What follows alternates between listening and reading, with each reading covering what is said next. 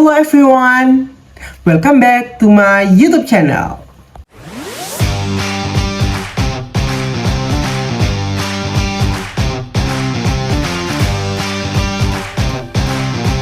Halo, perkenalkan aku Rizky Ramadhani. Teman-teman bisa panggil aku Rizky. Aku mahasiswa program studi S1 Manajemen dari Universitas Teknokrat Indonesia. Kali ini kita akan membahas sesuatu topik yang cukup menarik dan berbeda dari beberapa video mungkin di semester yang lalu. Kita kali ini akan membahas tentang kreativitas dan inovasi dalam bisnis. Oke, ini ya judul kita, kreativitas dan inovasi dalam bisnis by Rizky Ramadhani dari Universitas Teknokrat Indonesia. Oke, lanjut kita mulai tanpa basa-basi lagi ya. Oke, tentu ada intro atau pengertian. Jadi, kreativitas dan inovasi adalah kunci untuk keberhasilan bisnis di era yang kompetitif. Dengan mengembangkan budaya yang mendorong pemikiran kreatif dan implementasi solusi inovatif, perusahaan dapat menjaga keunggulan kompetitif dan terus bertumbuh. Oke, next. Oke, kita akan membahas satu persatu ya definisi apa itu kreativitas, apa itu inovasi. Yang pertama, kreativitas, yakni kemampuan untuk menghasilkan ide-ide baru, unik, dan berguna yang dapat diterapkan untuk memecahkan masalah atau menciptakan peluang baru. Inovasi yang kedua ya.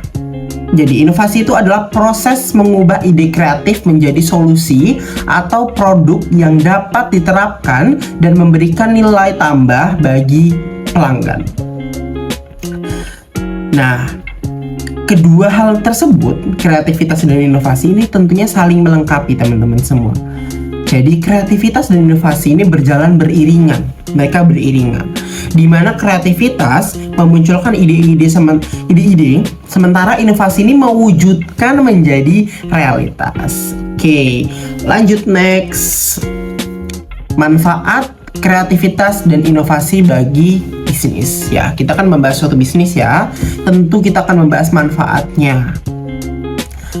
Ada 3, Rizky bagi menjadi 3 seperti biasa ya. Meningkatkan daya saing. Inovasi memungkinkan perusahaan untuk menciptakan produk atau layanan yang unik dan lebih baik dibandingkan kompetitor. Pasti dong, manfaatnya itu meningkatkan daya saing. Yang kedua, itu mendorong pertumbuhan. Ide-ide kreatif dapat menghasilkan peluang baru dan sumber pendapatan sehingga membantu perusahaan tumbuh dan berkembang. Yang ketiga, meningkatkan kepuasan pelanggan.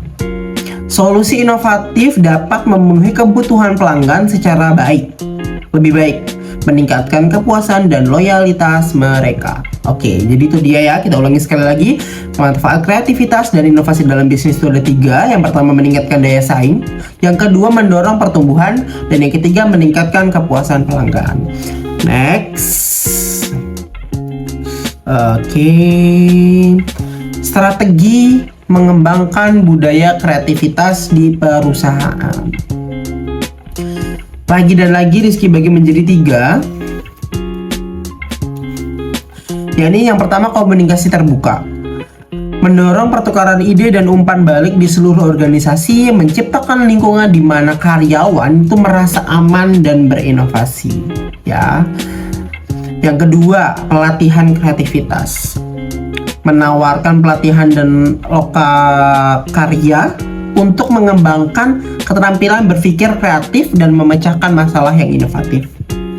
Yang ketiga atau yang terakhir teman-teman, yakni penghargaan inovasi. Memberikan pengakuan dan penghargaan bagi ide-ide dan inisiatif inovatif untuk memotivasi karyawan dan mendorong kreativitas. Oke, ini dia strategi mengembangkan budaya kreativitas di perusahaan. Next. Ini dia teknik-teknik memunculkan ide-ide inovatif. Tentunya ini ya teman-teman, Untuk memunculkan ide itu sangat susah. Jadi ternyata ada teknik-tekniknya. Kita bahas, kita diskusikan bareng-bareng.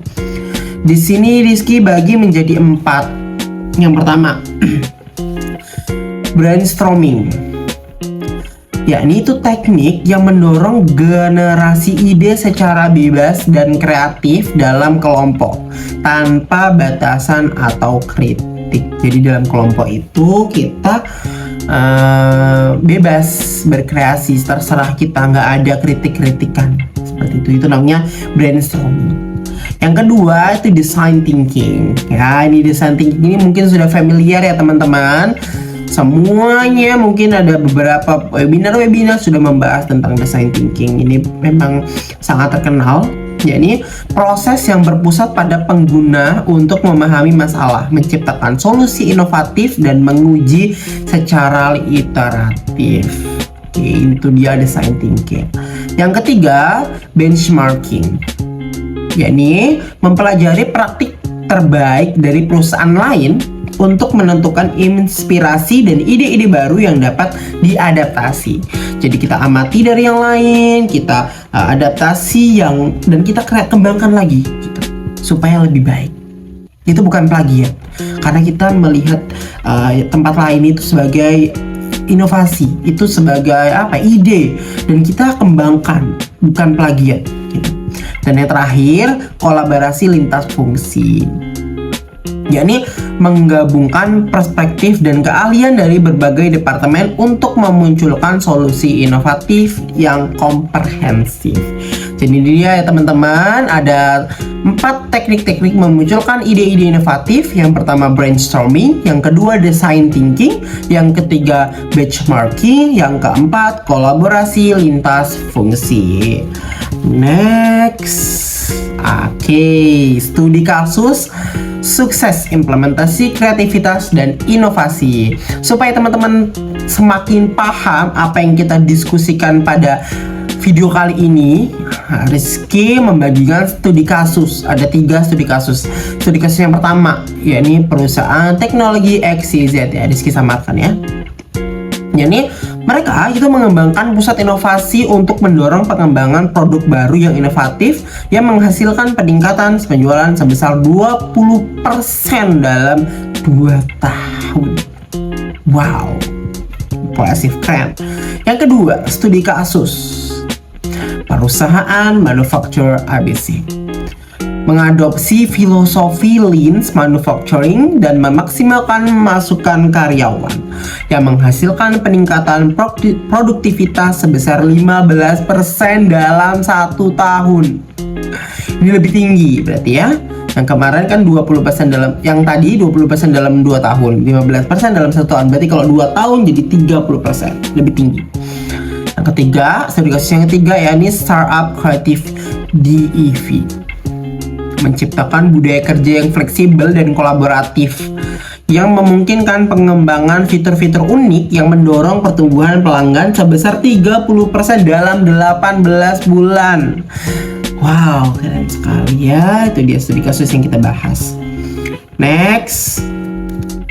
Oke, sebelum kita simpulkan materi yang sudah kita bahas, Rizky punya video motivasi lagi seperti biasa, seperti yang kemarin.